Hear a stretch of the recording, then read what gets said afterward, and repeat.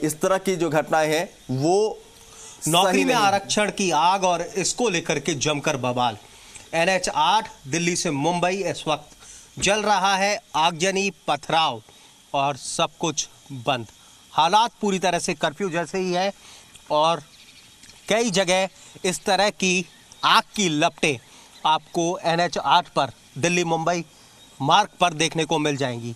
24 घंटे से ज़्यादा का वक्त हो गया है और ये हाईवे इस वक्त पूरी तरह से जाम है, पूरी तरह से बंद है। जो गाड़ियां सरपट इस हाईवे पर दौड़ती हुई नजर आएंगी वो पुलिस की है।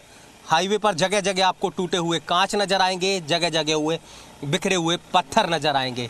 नौकरी में आरक्षण को लेकर के जो बवाल मचा है वो इस वक्त पूरी तरह से यहाँ पर गरमाया हुआ है और कह सकते हैं कि अब जो इंटरनेट सेवाएं हैं वो भी यहाँ पर बंद करवा दी गई हैं। मेरे साथ में यहाँ पर हमारे सहयोगी धीरज है। धीरज, कहाँ से इस पूरे बवाल की शुरुआत हुई और नौबत यहाँ तक आन पड़ी कि चारों तरफ पत्थर है, चारों तरफ आगजनी है, कई गाड़ियाँ जला दी गई, शोरूमों में तोड़फोड़ हुई।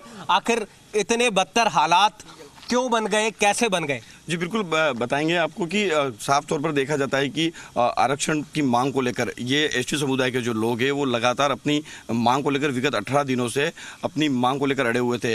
1167 जो शिक्षक भर्ती का मामला है उस पर पदों पर अपना खुद का जो पदोन्नति है उसको लेकर के ये लड़ रहे थे, लेकिन सरकार द्वारा इनकी मांगे नहीं माने जाने पर यह कल शाम को सड़क पर आ गए और सड़क पर आने के बाद इन्होंने उपद्रव मचाना शुरू कर दिया। उपद्रव की तस्वीरें देखिए, ये जगह जगह आपको पत्थर नजर आएंगे। पुलिस अधिकारियों को जो जानकारी मिली है, एडिशनल एसपी रैंक के अधिकारी को भाग करके अपनी जान बचानी पड़ी और अब हालात और नौबत यहां तक है कि ये जो हाईवे है उस पर इस वक्त सिर्फ और सिर्फ हम नजर आ रहे हैं, टूटे हुए कांच नजर आ रहे हैं, वो निशानात नजर आ रहे हैं जो दिन भर हुए उपद्रव को बताने के लिए काफी है।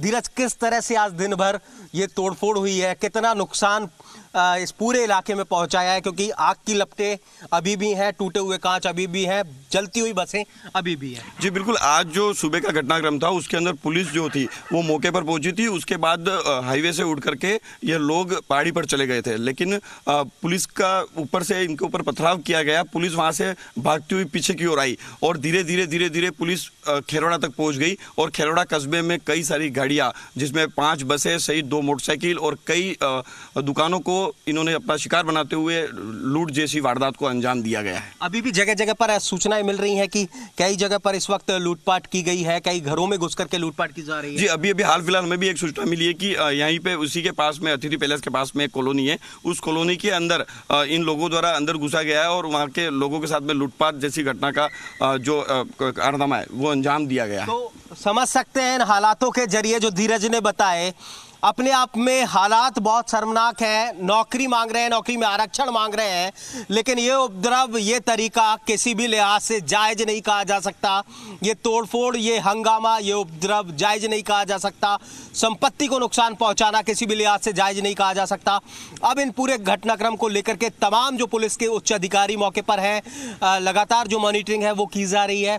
मुख्यमंत्री के स्तर पर भी लगातार इसको लेकर के बैठक की जा रही है। मुख्यमंत्री इसको लेकर के गंभीर है, इसको लेकर के चिंतित है, लेकिन फिलहाल ऐसी कोई राह बनती नजर नहीं आती जिसके बाद में ये हालात यहाँ पर सामान्य होते नजर आते हो। कैमरामैन शक्ति सिंह के साथ हिमांशु मित्तल, ग्राउंड जीरो से।